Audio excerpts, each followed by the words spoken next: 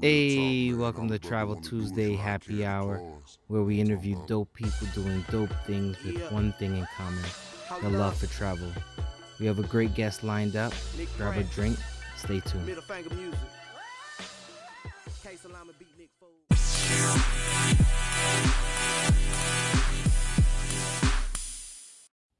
What's going on, travel fam? If you ever thought about starting a podcast, check out Anchor. Anchor is free.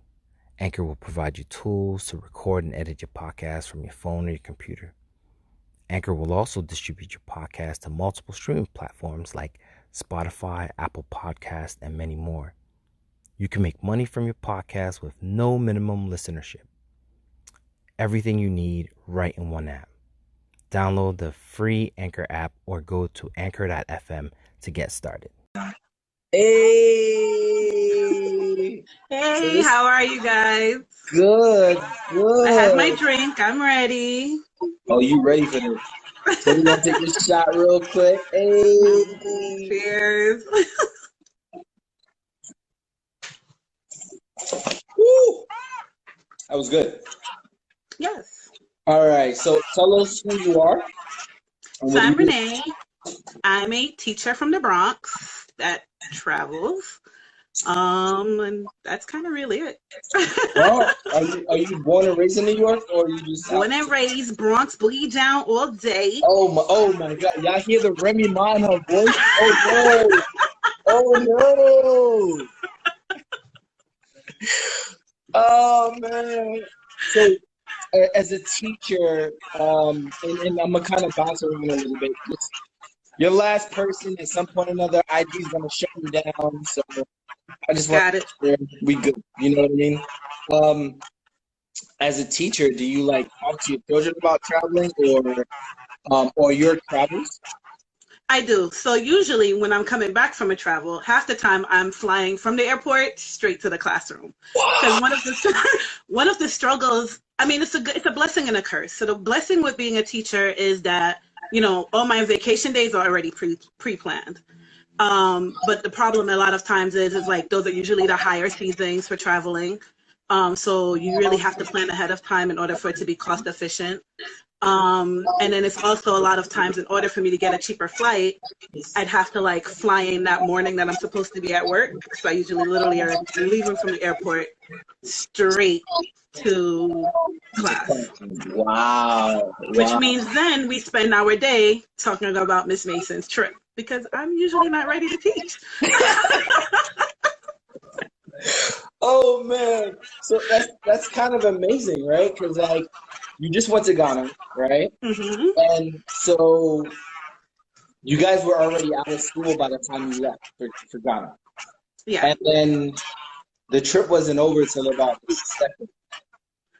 And I had to let my principal know you can't rush my trip to the motherland. So how did that conversation go?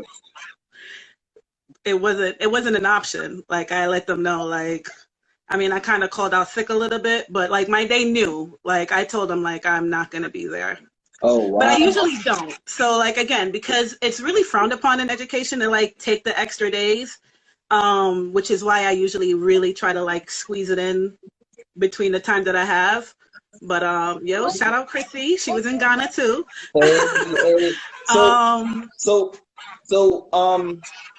As an educator and a traveler, like I'm gonna really deviate with you just because I think there's a large population that wants to travel, educators especially, and there's a challenge there, right? Primarily, you have, like you said, a set number of days in which you can take off, and subbing sometimes is not an option for you. So tell us like the struggles of a teacher in traveling. I think financially it can be difficult because, as you know, we're not the best paid profession that there is.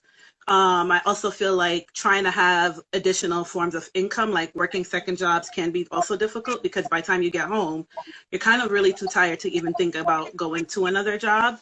So it's really a big part of like, you know, as a teacher, I feel like it's easier to do a lot more research because academically you're driven to do research, and also like bargaining.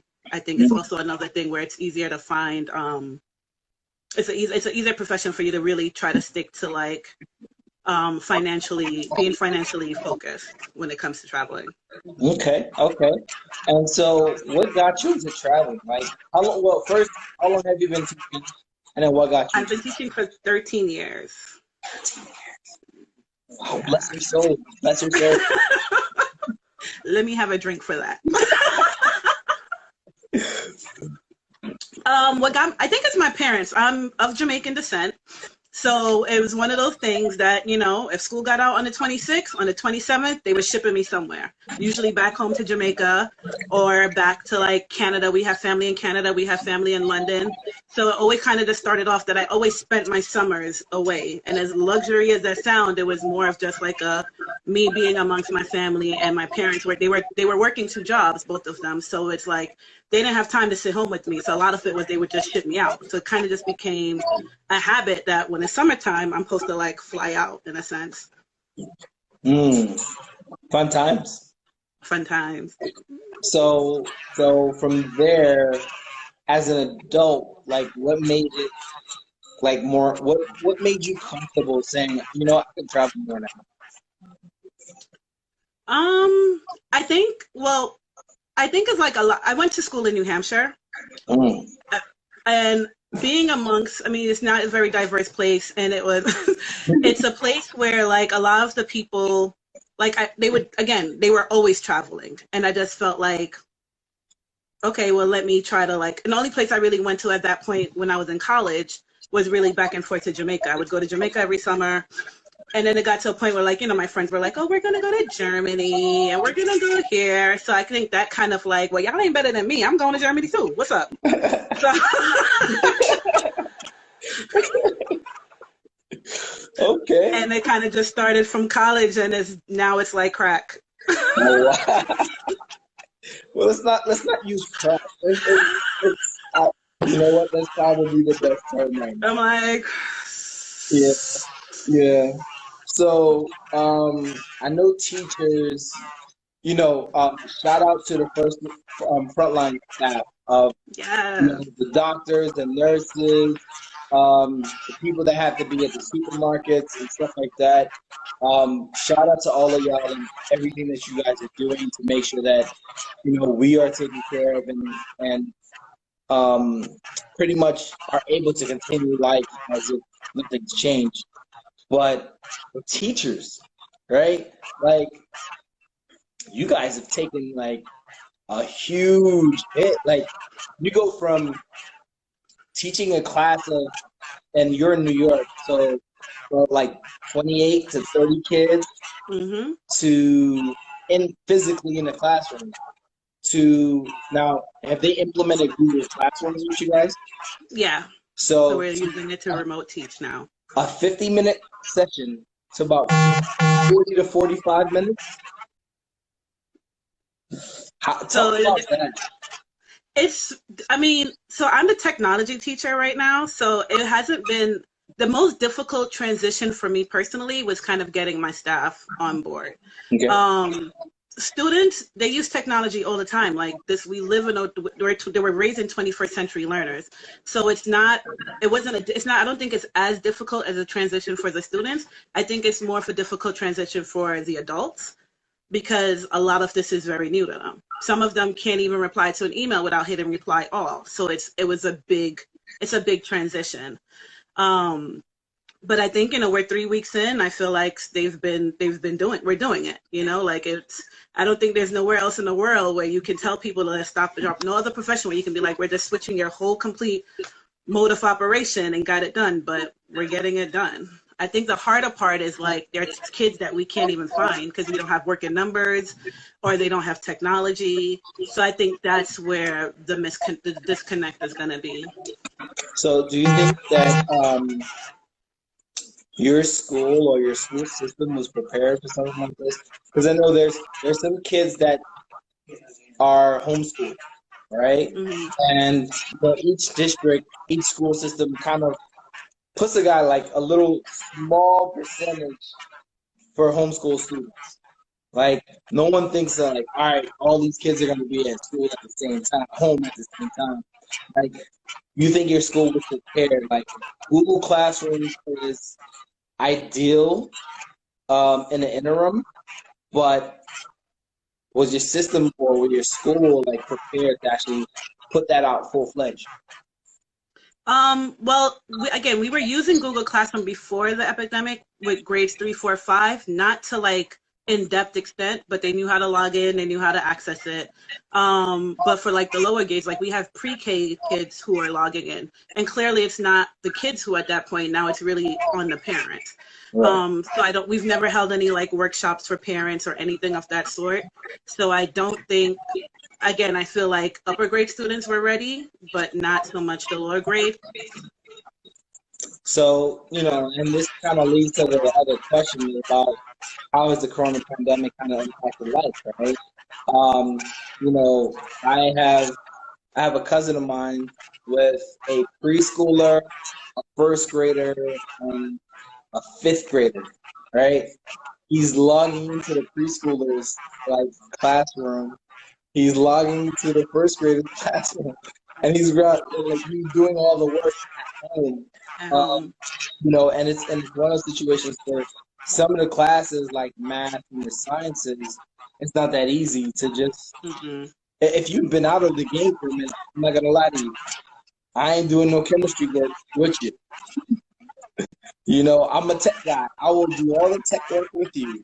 But all those other subjects, it ain't gonna fly. Like, how do you think that this will change the landscape of education moving forward? I think it's going to have a huge effect. So like, I think right now work that teachers should be assigning should be mostly stuff that's like more review. It shouldn't really be anything much that's actually brand new, because I don't think parents should be teaching. I think they should be supporting. Okay. But in the same breath, I feel like we can't continue to, going forward when we move back, we're clearly, there's going to have to be a big shift in regards to getting a lot of these classes and these schools up to date with technology, because this in 2020 could have been a way more smoother transition if educators were more equipped with the equipment and trained. Because technology is one of those things that's continuously put on the back burner. Like, we don't have time, we don't have money. And it's kind of hard, like we're always introducing new things, so it's kind of hard to really be like, okay, let's make time for this. But now I feel like we don't have a choice, we have to make the time. So, like I said, because you're the last person we have time, a couple years back, the biggest issue was Common Core curriculum.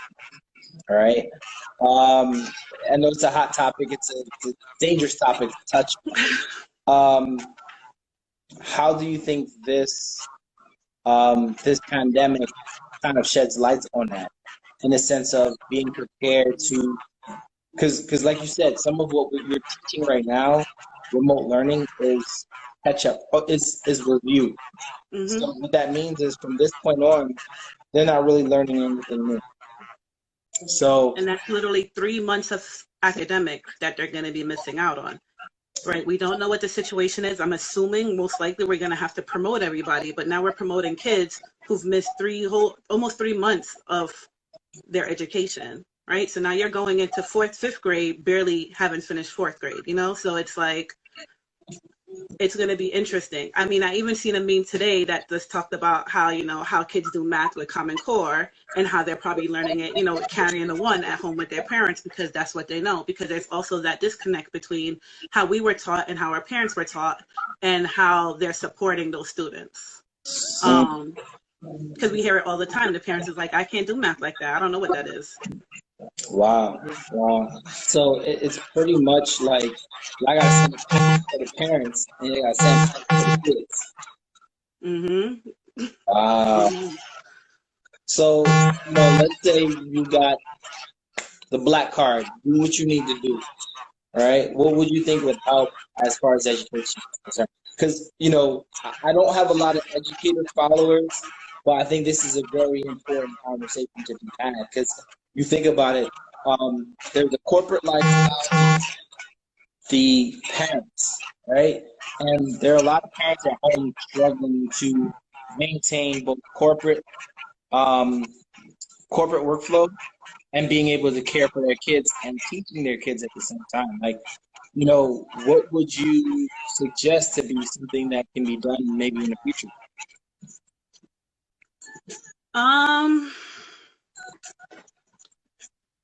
I think, again, now that we have this platform of doing online Google Meet and Zoom, I think we have an easier way of actually connecting with parents. So before, we do a meeting at 12 o'clock, our parents are working until 5 p.m. They can't come in. They can't take the time from work. But now, again, now that teachers are getting familiar with this technology, now that they have access, they have an idea of how to use it. I feel like we'd be able to actually maybe even start offering workshops via Zoom, or like making them live, so that the parents, they can still also get the excuse. They can also get the information. They can also get access to the information that might necessarily not have gotten before, because they didn't have the time, or they were unavailable. That's amazing, because I think that's been the, oh, I'm busy, I don't have time, tell me what's wrong with my kid and let me go on with my day.